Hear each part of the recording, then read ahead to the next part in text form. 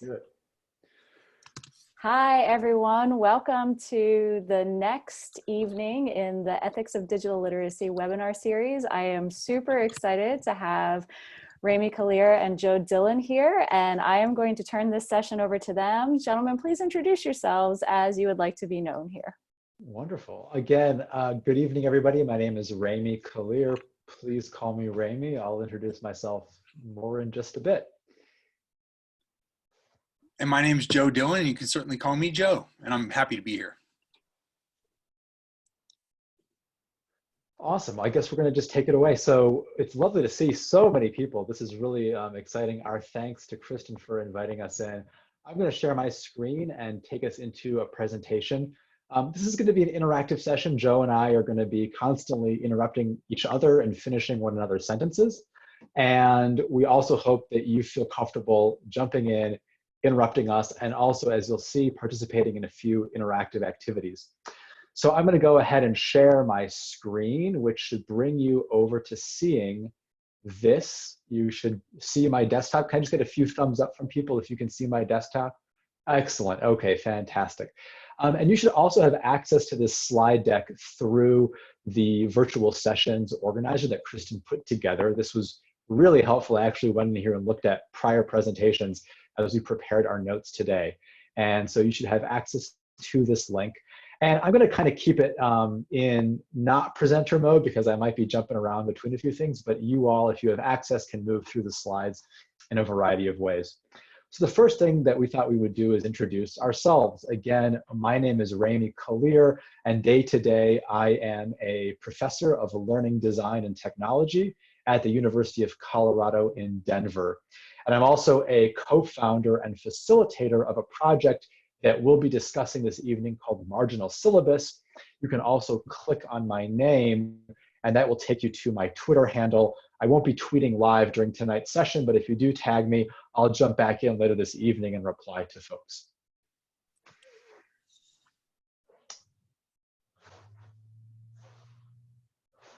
Joe? Is this where I introduce myself? So I'm Joe Dillon, and I'm a co-founder of the Marginal Syllabus. So Rami and I thought up this project a number of years back. And I'm also a high school teacher. So I teach humanities and creative writing at Gateway High School in Aurora Public Schools.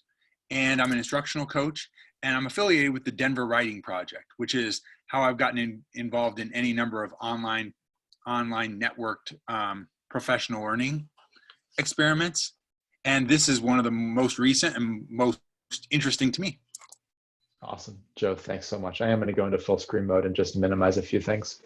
So the first thing that we'll be discussing this evening is annotation, and that's really the core social practice that brings us into this project. And there are a variety of reasons why people might write on writing or mark up text in a variety of ways.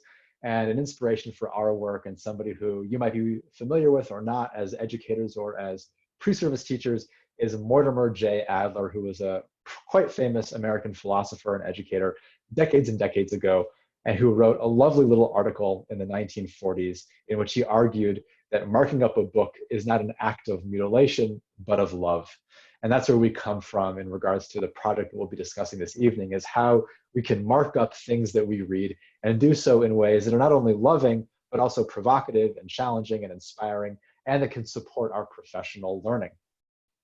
And so if you're curious, you can go and find a lovely copy of this article. Again, How to Mark Up a Book. It's a short and sweet and lovely little read. And for our purposes in regards to this presentation, an annotation, quite simply, is a note that has been added to a text. It's that simple. And there have been all kinds of notes that have been added to all kinds of texts for literally thousands of years. And so you see here in this slide two pictures of two different kinds of notes. One is actually a medieval drollery. That's a genre of annotation. And we see here a rabbit chopping off somebody's head. These kinds of playful, imaginative illustrations were inserted into medieval manuscripts for, again, literally hundreds of years. And that kind of an annotation stands in contrast to different kinds of annotations that might do things like provide information. And we see another screenshot here of annotation used in a New York Times article. And perhaps as readers of the news or of academic articles, whatever it may be, you often see annotation popping up into texts again in all kinds of places. And so two examples from literally hundreds of years apart, showing very different kinds of approaches to, in this case, multimodal annotation. And of course, as educators and as students, we probably have our own experiences with annotation as well, which brings us to our first, right off the bat, kind of interactive, discursive opportunity to begin sharing, both here, face-to-face, shout it out, let us know what you'd like to do, but also to begin responding in writing to your prior experiences with annotation. So if you would like to, over the next few moments, please just either share out, unmute your mic and just let us know about some of your prior experiences with annotation. But if you click here in the presentation, and I also noticed that Kristen put a link into the chat, and so thank you so much for doing that, you'll be brought into this document where we're going to begin to take some collaborative notes together and begin to curate and kind of collectively share some knowledge. And so either tell us and we can take notes, or you can write in your own notes. What are some of your prior experiences with annotation? And we can watch this document come to life. We can also listen.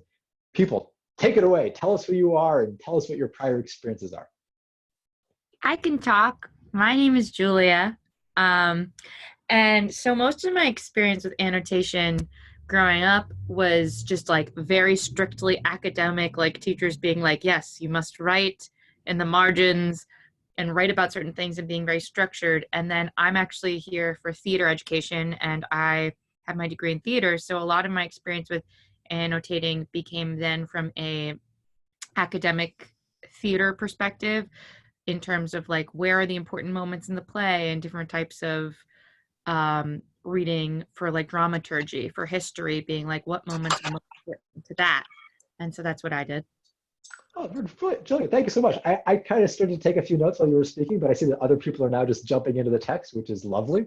Other folks want to share with us, either verbally or on the text, your prior experiences with annotation.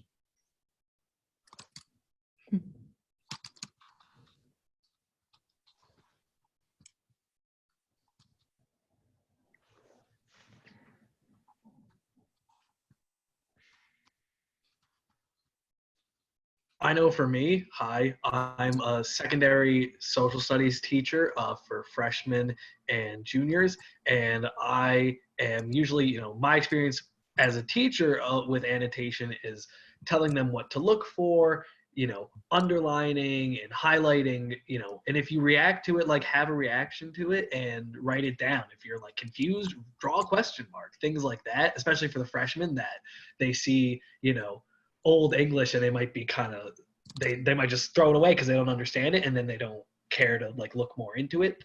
And then as a student, annotating was important for me. Like I was an honors and AP kid, so annotating was essential. But now as a teacher, trying to bring those skills that I learned as an AP student and bring them in so that students at different academic levels can engage in annotation. Interesting. And so it sounds like, thank you again for sharing that with us. And it sounds like some of that is both written word, but also that there are some symbols in what you're also having your students or encouraging your students to annotate. Can I jump in also? I was teaching my first graders today about vocabulary, so annotating on like a smaller scale, but we were like adding the Post-its into the little notes, and they were asking me why they would use the Post-its, and I said, well, you could go back so you didn't have to reread the book, so the vocabulary word that you got stuck on, you could go back and check it out. And then they were Post-itting every word. They had got so into having the Post-its. I was like, oh, the lesson blew over their head. But we're learning definitely how to like go back and check our notes. It's like a plethora of annotation, just like all over the place. Too much. Well, you know what? That's great. And I Joe and I can certainly speak to this, and we'll do so in the project we'll mention in a moment. Sometimes texts become saturated. They're almost like drowning in marginalia. And there are, in fact, some very famous documents in the history of both literature and also in the history of religious manuscript production, where the annotation is actually in volume much greater than the original source text. And so it's awesome to hear that even, you said first graders? Yes. Yeah. So my first graders. Sorry. It's awesome to know that like first graders are experiencing something that is like really, I love it. I think it's and that they like never thought to do before. Yeah, I blew their mind today. I love it. Other thoughts? I love these comments that are popping in here. It's giving me a lot to respond to as well. But anybody else want to share verbally with us as we add to this list? I can go. So I'm currently student teaching in a 5th grade class where we're trying to get information rather than just reading things from a textbook or sources and just answering questions like definitions and memorizing. So we're trying to teach them how to annotate and make like sticky notes and stuff in their textbook or on the side of their notes in their notebooks, so it can help them better apply information when it comes down to studying or writing papers or just answering like questions with more detail because they have a very difficult time with pulling information from resources. So we found that annotation has actually helped them with that process. Yeah, absolutely. Well, this is just such a lovely list. And there's a few other things that I want to pick up on here, but I'm going to kind of synthesize a few of what I can see and read here and jump back into our presentation. But again, please keep adding your notes, and please know that we're going to jump back into this document throughout our session this evening. But whoops, let me bring this back up here.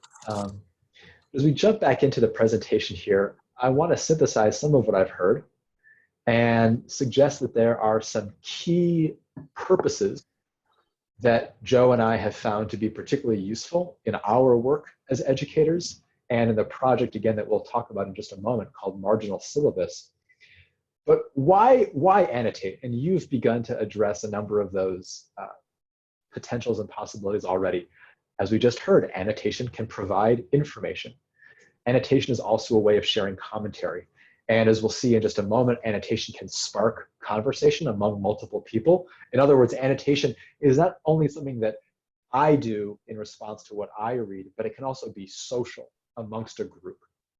Annotation also expresses power, and this is something that we'll be talking quite explicitly about in our session today, and we'll get into some of the nuance around that.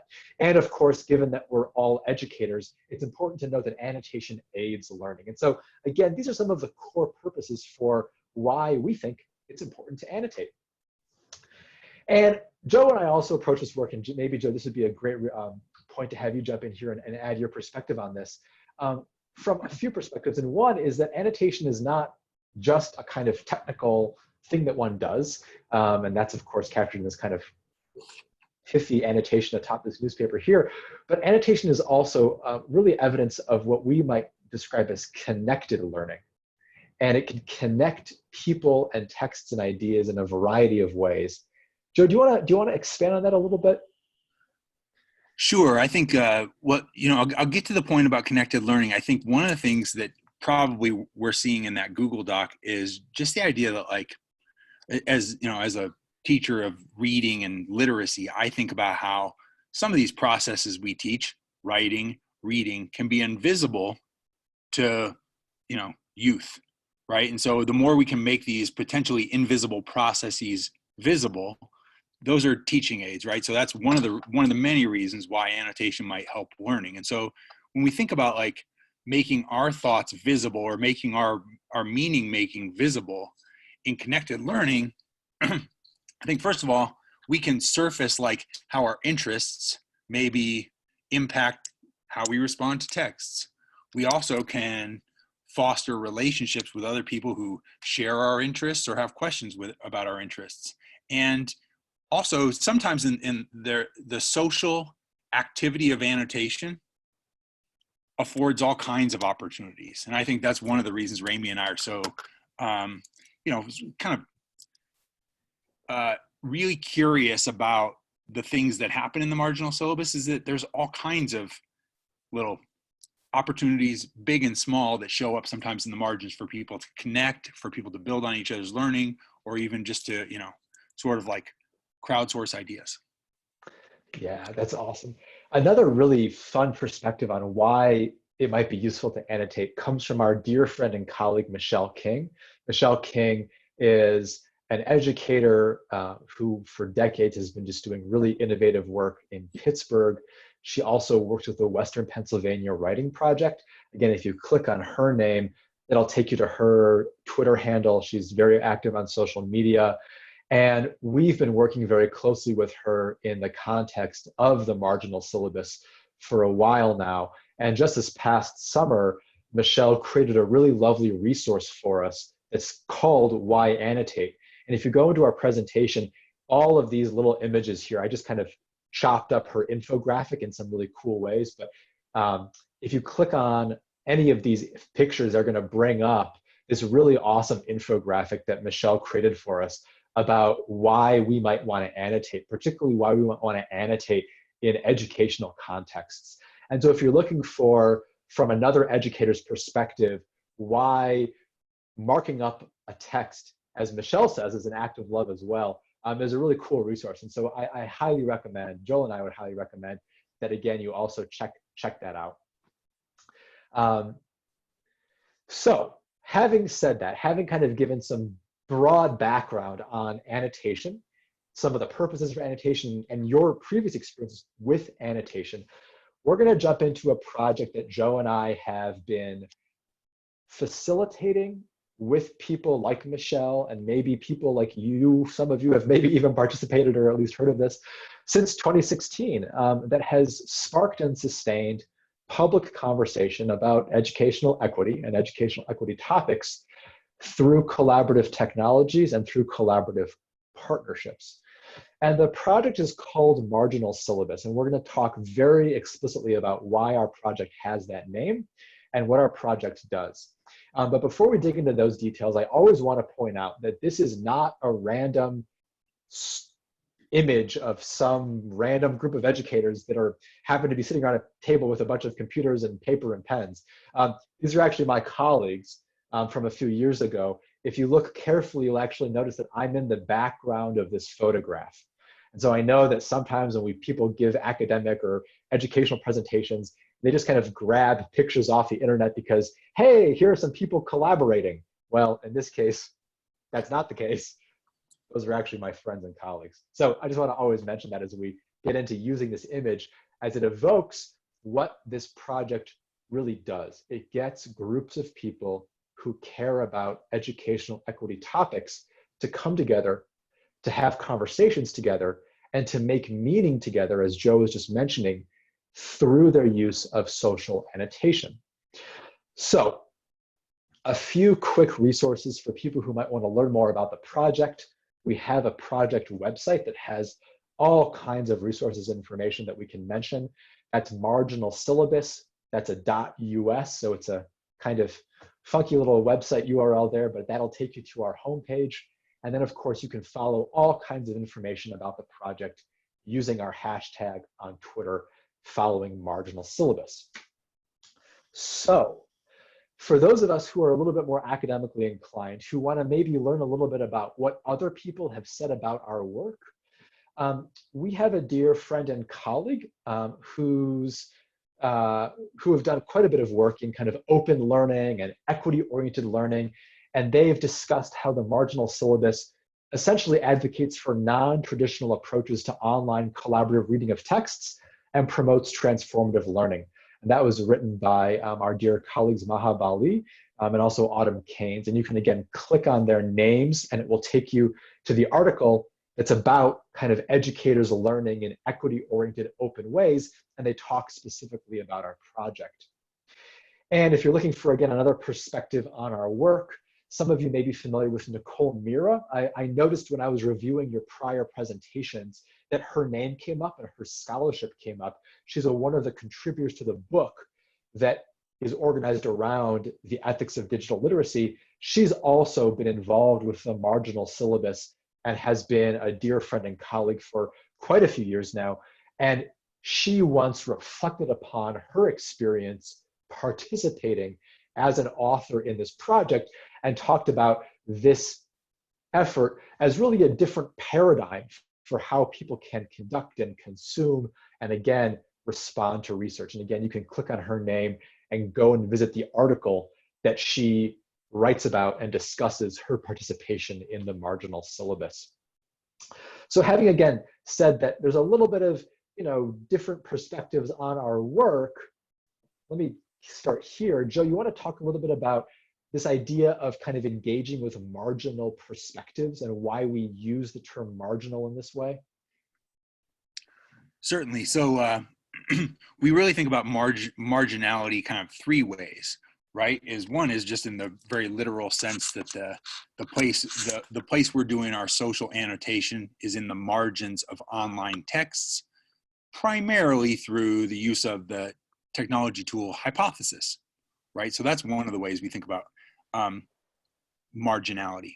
Another one, maybe more importantly, is the idea that we really want to center our focus on writers, educators, researchers who are interested in issues that have been placed in the margins in contemporary education conversations. So issues of equity, right? We want to take those out of the or we want to, honor the work that's being done in those margins, and by highlighting and centering our conversations around those texts and that type of scholarship. And then lastly, Hypothesis is a really important tool in the sense that, like, first of all, it's terrific, and people who like to geek out and read online will find it's really user-friendly and has a million uses that I can't go over here. What's also true is, like, the ethics of that company are pretty interesting. It's a nonprofit, number one, so that makes them marginal in the ed tech space in the first place. And then the idea that they're really committed to open source development of the tool and open learning and open practices. So the idea that the educational technology that we're using is frankly marginal to the kind of dominant discourse around educational technology in America right now. Yeah, so that's awesome, Joe. Thank you. So Joe, again, like, really touched on the three interpretations that we have in our project around what counts as marginal perspectives, these discursive spaces online, and again, this technology, this free open source technology, it's called Hypothesis, again, that we use in our project. And so over the last 4 years now, what began as an opportunity to essentially have like a book club, Joe and I and a number of other people were essentially saying, hey, we really want to just read cool stuff together and read it actually with the authors, with their permission, and then write on top of it and write about it and write around it and write through it. This has grown now into what is a rather substantial multi-stakeholder national partnership. And we are a formal program now of the National Writing Project. Again, Joe's a member of the Denver Writing Project. We mentioned Michelle, who's part of the Western Pennsylvania Writing Project. We have just deep connections and support from the National Writing Project. Also, the National Council of Teachers of English has become, over the last 2 years specifically, a key partner in our work. And then again, this software nonprofit called Hypothesis that develops this tool, also called Hypothesis, that allows us to have these discussions in the margins of online texts. And so this is the core organizational team of our work. So Joe, you want to kind of take us through briefly a little bit of the history and how kind of this has grown over the last 4 years? Because these are the syllabi, these are all the texts. Sure. Well, it probably deserves mentioning that you and I kind of, we'd been tinkering, we'd been jumping into some loosely formed experiments conducted by National Writing Project teachers, who were just kind of pop-up annotation invitations to test out this tool and think about it with other writing project teachers. And as Ramy and I were jumping into those activities and organizing some ourselves and thinking about the potential with folks and blogging a little bit about it, Ramy proposed the idea of organizing a syllabus of sorts to make a little bit more of a structured, organized effort around convening equity conversations in the margins of texts about equity. so we came up with that idea. And so the first year, that 2016, 2017, we'd been talking quite a bit about the concept of the convergence of like equity issues around questions of technology integration. So, and we'd been thinking about this concept of tequity. So we basically approached folks who'd been blogging or had articles already available online and just asked them for their permission for us to mark up with groups their texts. And so 1 month at a time, we cobbled together that first year's syllabus as we were going. And it was fun. And every month we were racking our brains and saying, oh, okay, who else could we ask? Who else can we approach? And so when the 9 conversations were over, we looked back at what we'd done and we thought that there was some excitement and potential, and we weren't exactly sure what we had on our hands, but we were definitely intrigued.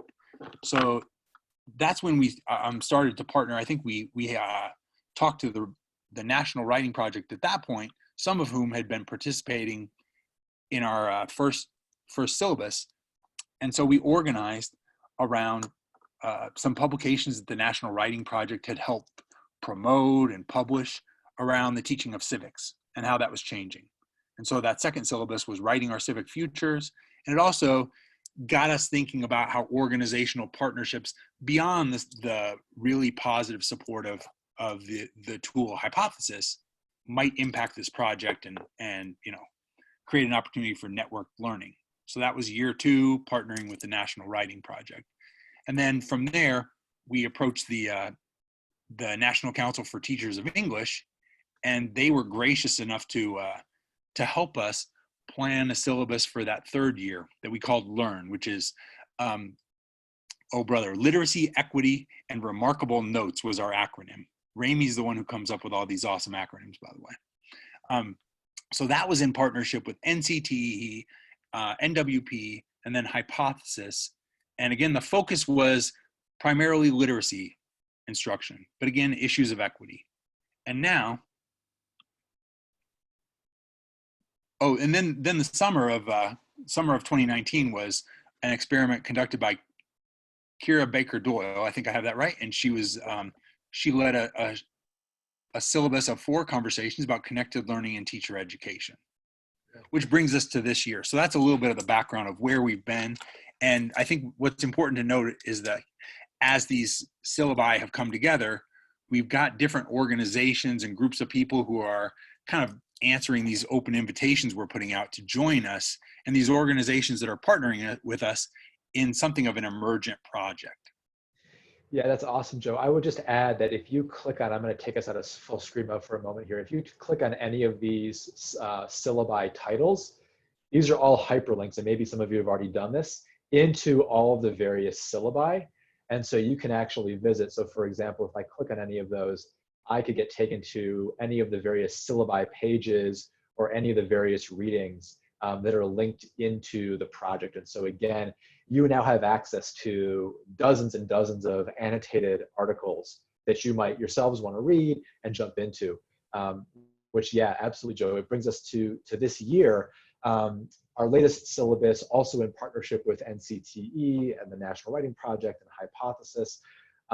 I want to kind of jump back into kind of really what this looks like and kind of what we've learned in another kind of social annotation kind of exercise. So I'm going to move through a little bit of this kind of quickly now as I look at the time.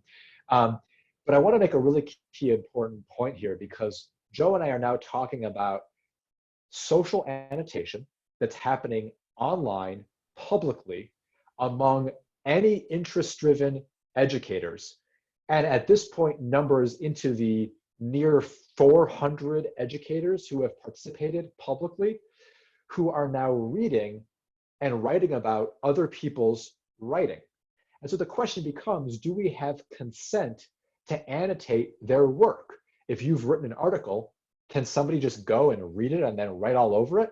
And in the case of our project, it's been really important that we approach every single author whose work we want to read and annotate, and we ask them, can we have a discussion on top of your scholarship using this technology? And everybody has said yes. And so we've had now 58 partner authors over the course of 4+ years. Now, this is just a handful of our partner authors. You may recognize some of the people on this slide. And again, as I was going through the slide decks of your prior sessions, I noticed something that was really cool. Chris Gilliard got a shout out in regards to his work around digital redlining and surveillance and privacy. He was the very first marginal syllabus partner author ever. I've known Chris for years now. And when Joe and I were starting this entire project back in August of 2016, we were like, here's a really cool article. We know Chris. I sent him a text and I was like, hey, Chris, do you think we could like read and mark up your article? And he's like, can I join? And so we had this amazing first conversation with him, which is all just to say that these issues of ethics, again, in particular to Chris's article around notions of surveillance and privacy, have just always been core to our work. And again, the work that we do in marginal syllabus has always been in partnership with authors and people like Chris, or again, people like anybody that you see on this slide here. And this is what it actually looks like. And I wanted to, again, point out this particularly cool example because this just happened a few weeks ago. This was last month's reading. It was an article about youth agency and pedagogical justice. It was written by a really lovely educator, now turned graduate student named Alex Corbett. And somebody, C. Shannon, who may be on this call right now, I'm not actually sure on this chat, went in here and added an annotation to this article and tagged their annotation Drew Teach. And then within a few hours, the author, Alex, came in and replied. And so that's what this looks like in practice. This is what this actually looks like in action, is people like you who find a publicly accessible article and come in here and add thoughts about the article. And they maybe add things like a tag to tell us where they're coming from. And then an author, in this case like Alex, responds. So I thought that that was really pretty cool. And again, I'll jump out of the presentation mode here. You can actually find that, that article.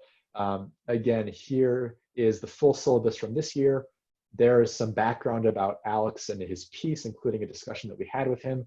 And then here is that actual article with all of the annotations that you could contribute to, like right now, if you wanted to. So just wanted to kind of highlight that and put that out there. So again, having said all of that, I want to kind of, again, jump back into a more interactive aspect of our time together, though, and annotate and actually participate in some social annotation, but again, do so in a way that doesn't require us to maybe use a new technology like Hypothesis, or do something that is kind of, again, outside of, again, a typical technology comfort zone. If you click on this image, you're going to be taken back into our document. But you're going to be taken, if you come below, to, again, this here is the same image. And we have some quotes. We have some quotes here that are specific to actually annotation. And what we'd like to invite you all to do now is to just take a few moments and to annotate these quotes about annotation. And you can do so anonymously, or you can attribute your annotations. You can add comments. You can write around the text. You can write with different colors. You can begin to create interlinear annotations if you'd like to. But we'd like to begin to create a kind of social exercise in how to read and respond to, in this case, quotes about annotation through social annotation. So with that invitation, please, let's start annotating. And if you have questions, just ask us right now. But again, we'll just kind of jump in and see where this goes. I'll move this out of the way and we can start to mark up these quotes. And I see that Bud says, yes, this. And I'm gonna say, hey, Bud, it's great to see you here.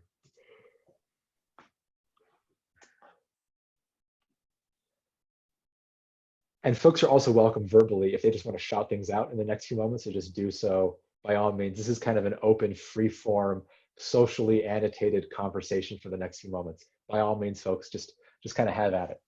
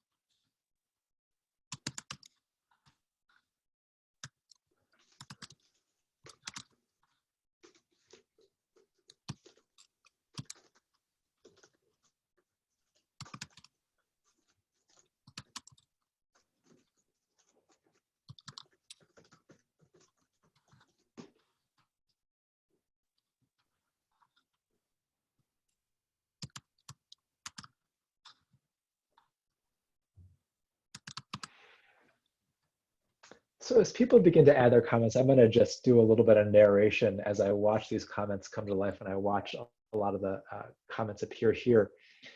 Some of these annotations are being attributed. And so, for example, dear friend and colleague Bud Hunt is here. That's lovely, Bud. It's so great to have you on the call. And so when Bud is adding a comment, I can see, oh, hey, that's Bud. I know who that individual is.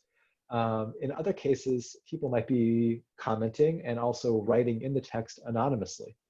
And one of the topics that people like Joe and I and our colleagues think a lot about is anonymity and attribution, and how one has different types of presence and different types of identities in online spaces, all of which is very much wrapped up into ethical forms of engagement and the ways in which we create ethical participation pathways for people, should they prefer to remain anonymous or should they prefer to attribute their annotations to their real selves. So that's something that I'm noticing as we again engage here.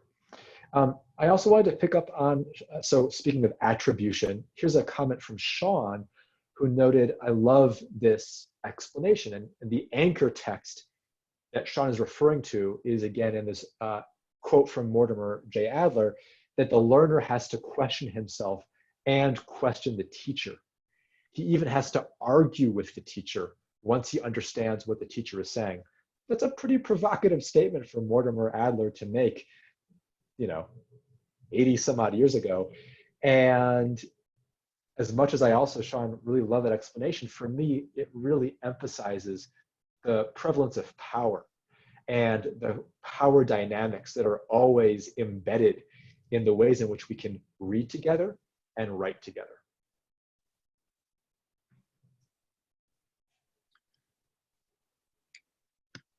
Yeah, Ramy, and I think what's interesting to me is number one, like I already commented in the chat, I think it's been fascinating for me to hear authors' responses to, number one, sometimes feeling, complimented because we've asked them to use their writing, and usually delight at readers' interests and interaction. Like whether it's in our webinars or in the margins themselves, like authors are tickled usually, and readers sometimes show up, again, sometimes in the webinars, sometimes in the margins, as like fans, right?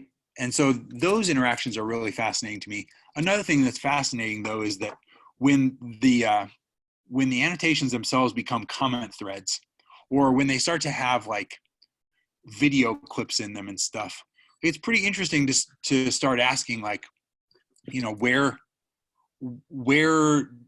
do we, gain the opportunity to just start remixing ideas?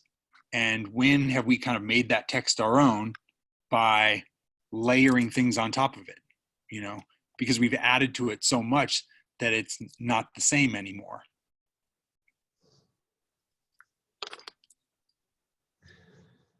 Indeed, thanks, Joe. We just got a lovely comment here. There's an issue of equity when the student can make marks on the text, and that's really profound. It reminds me, and I'm going to jump here, and I hope that's okay with folks, about even what counts as the text and who has the power to select and suggest that a text is, dare I say, canon.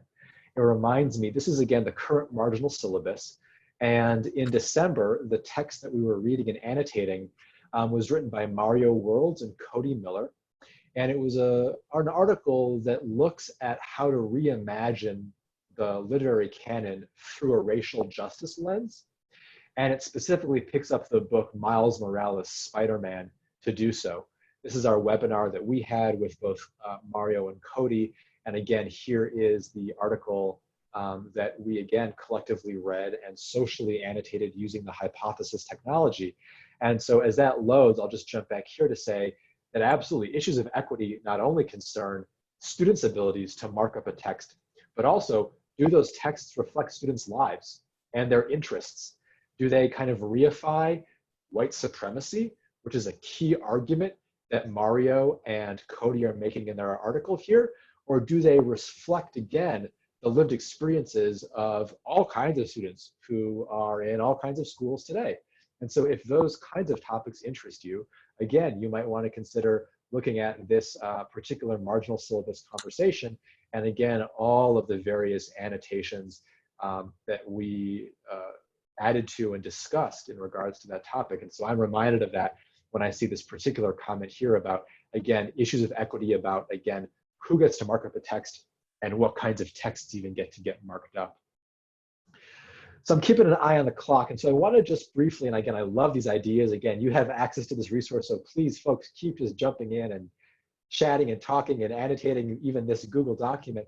I want to have a few kind of final concluding comments here before we really just kind of open this all up for Q&A.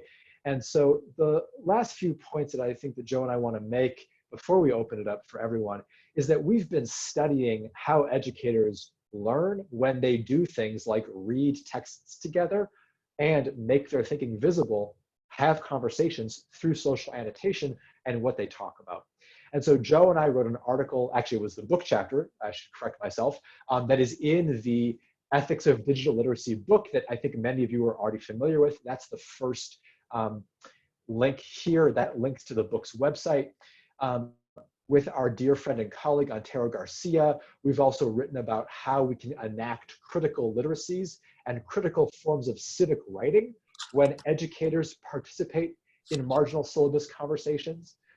One of my graduate students, Francisco Perez, and I have written about intertextuality and the kind of socio-political texts as contexts that arise through marginal syllabus activities. And again, this is all wrapped around an equity-oriented approach to designing open professional learning. If you have interests in any of these articles, again, you can link to and find them. And again, I know that many of you are already familiar with the book that Joe and I contributed to. We've got a whole bunch of writing out there about our work.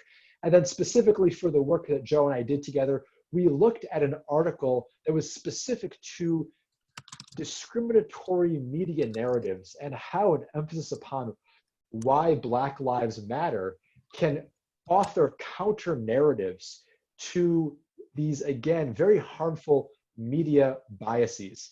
And so we wrote our chapter in the ethics book specifically about an article by three really brilliant researchers, April Baker-Bell, Raven Jones-Stansborough, and Sakina Everett, about mainstream media biases, pedagogies of healing, and critical media literacy. And again, that article and all of the annotations is publicly available here. You can go and look at that source article. You can also watch the webinar that we had with all of the partner authors.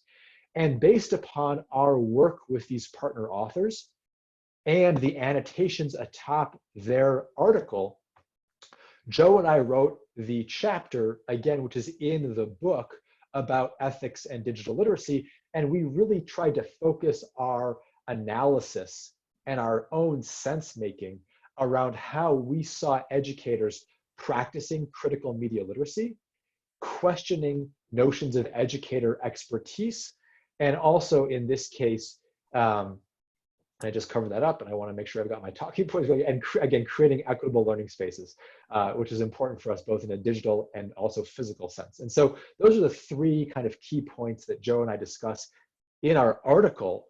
Again, that was based around one particular marginal syllabus conversation, again, that you could access right now and that you could even annotate and continue to contribute to right now. So I'm going to kind of leave that there.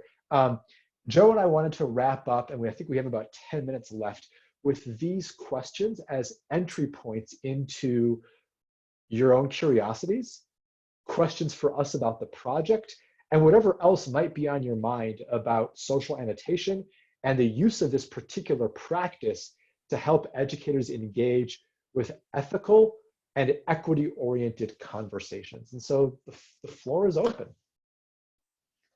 I had a question. I know that we're mixed here. We've got elementary, secondary. So I teach 6th, 7th, and 8th graders. And as I was going through the comments, I sort of started to realize that I was treating it a little bit like Instagram or something. I was kind of scrolling, read and scroll. And I think some of that's good for our kids because it's a kind of a similar platform to something they use every day, so it's very relatable to them. But on the other hand, I worry that maybe they kind of like they might not dive in as deeply as I might want them to. Whereas if there was like one question on the board, they're really going to take that apart and like parse it apart and dive into it. So have you encountered that when you've used this with students, or how did that go? Joe, I feel like this is right in your wheelhouse. So one of the things that's interesting is, well, I think, first of all, there's any number of ways to use annotation in the classroom. And I think that, too much of any one kind can reveal all kinds of shortcomings, right? So, I think that wall charts like the one Ramey has pictured are great. And sticky notes are as vital today as they've ever been, if you believe sticky notes are vital. The technical thing I think is fascinating, though, is when somebody's highlighted a paragraph, for example, and they've written a thoughtful comment. If you click on that annotation and you click on the share button, there's actually a page that's created with just the highlighted paragraph and just the one response. And so actually you can anchor a whole discussion around like one small excerpt that a student has identified and one powerful annotation that a student has created. And so in that way, you can take away the noise of even the rest of the text, and you can create, online a pretty focused conversation about one powerful paragraph. So yes, there is an opportunity for noise, and there's also an opportunity for that like focus and, the idea to get everybody's thinking about one specific, what kind of close read, if you'll buy that expression. We should have mentioned this earlier, and Joe, thanks for that. I think that was really such lovely nuance in what you mentioned. At the bottom of our document, there are some linked resources, including a link again to the free open source tool that we're talking about, again, called Hypothesis, that again has done a lot of really excellent work in education. But here's what we should have mentioned. In a project like Marginal Syllabus, we're having public conversations. Again, any of these annotated texts that we've just shown you, these are all publicly accessible. And the conversation is happening on the public layer. But to your question, and your question specifically about working with 6th and 7th grade students, and I should have mentioned, I began my career as a middle school teacher in New York City. So I'm very familiar with the age group, and I love that age of kids, but I'm also aware that this really shifts where and how you could annotate. A lot of use of social annotation, particularly in middle school and high school, is being done privately. It's being done in private groups. It's not just being done publicly on the open web that anybody can find. And I'm not going to go into the technical details of it now, but just as a quick visual, if I click on this little public toggle here, these are all of the private groups that I use in my own teaching or for a variety of reasons. And so again, I just want to really emphasize that were you to use a technology like this or any other kind of technology, particularly with 11, 12, 13-year-olds or high school students or whomever, you can choose to do so privately.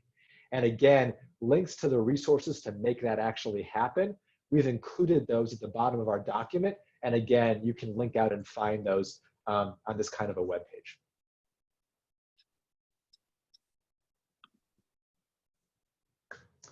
Other questions, curiosities, reactions?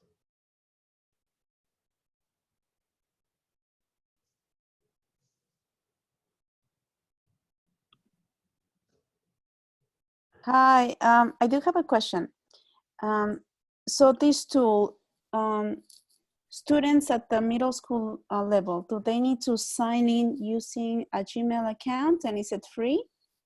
Or again, I think we should mention that there are so many different social annotation technologies out there. There are many that people can choose from. I'm not going to name them all, but there are many different kinds of technologies. And as Joe just mentioned, some of them are really great. But again, maybe too much of any technology is maybe a bit too much. We've been using a free tool. And again, the tool is called Hypothesis. And whoops. That's the one I'm referring to. Yeah, and Hypothesis, you can sign up using any kind of email, a school email. If you were working with middle school students, you should probably sign up your students and create accounts for them and then give them the login information.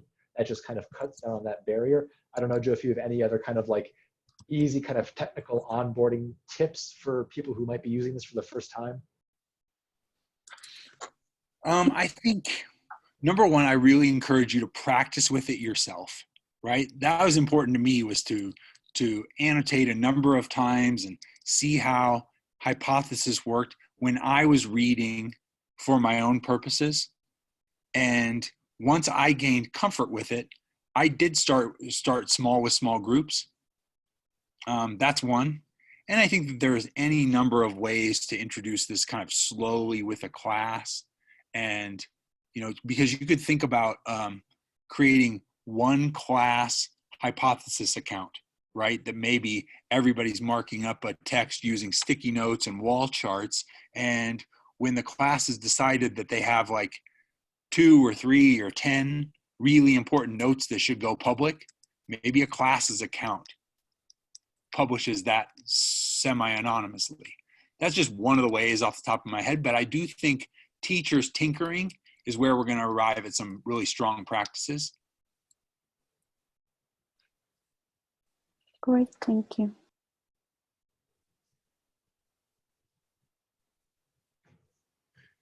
Yeah, and private groups is definitely something to tinker with. I would agree with that.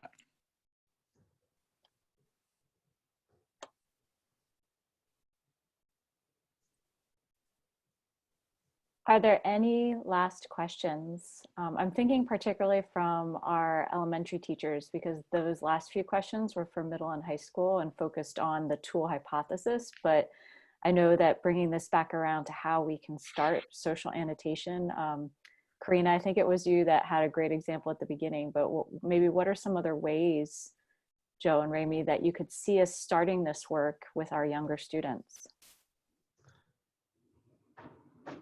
I mean, again, I'll just mention, I think that, you know, we've talked about, and there's the picture here again of posters and writing on writing. And I would just emphasize that in a lot of schooling across all kinds of ages, again, we think about a lot of individual accomplishments, my writing, my reading, my contributions, you know, me being graded. And this idea of writing with people and writing on other people's writing and reading other people's writing and then responding really shifts from an individual perspective to a group. And so even having people writing on paper together, whether it's on a wall or on a table, and beginning to emphasize these ideas of replying and what makes for a constructive reply and a respectful reply can be, I think, really powerful for any age of learners. Yeah, I agree with that. And I think that just the idea that a reader's responses matter and that readers' responses have value that isn't necessarily assessed as correct or incorrect, right? And sometimes it's the reader who will respond to another reader's comment with the question, can you say more about that? Oh, would you share your idea? That student might be uncovering, really important insights about a text by probing their peers. And so sometimes when we think about reading being transactional for one student interacting with one text and potentially, demonstrating comprehension by getting something right, I think social annotation allows for a more authentic view of social meaning construction. Well, thank you so much for taking the time tonight and for sharing marginal syllabus. I really hope that some of the people who attended this jump into the marginal syllabus website. Do you have another article coming up soon? I know Alex's has been. Yeah, we just launched our latest conversation this week. And so I know I just stopped sharing my screen, but maybe I'll quickly share it again as we start wrapping up. I know we're at the hour, but actually, yeah, just 2 days ago, we launched our latest conversation. So again, here's the current syllabus. Here is the current syllabus for everybody who's curious. And so we have an article this month by Vaughn Watson and Alicia Beamer called Praise Songs of Place, Youth Envisioning Space and Place in a Literacy and Songwriting Initiative. And it's about essentially a group of high school students in Detroit who were engaged in a kind of multimodal composition, both in school and after school program, and how their narratives about their city, about Detroit, were a really rich way of exploring notions of place and space. And so we had a really lovely conversation with Vaughn and Alicia. And again, the article is being annotated as we speak. You can jump in right here. Great. So if anyone wants to give this a try and see how it would work, conversing with other educators about a text, and then think about how you can transform that into your own instructional context, this might be an opportunity for you. Rami, Joe, thank you so much. Thank you for all the great work you're doing. For everyone who attended, thank you. And I'll probably see most of you next week. Thanks again. Good night. Thank you, everyone. Thanks, everyone. Take care.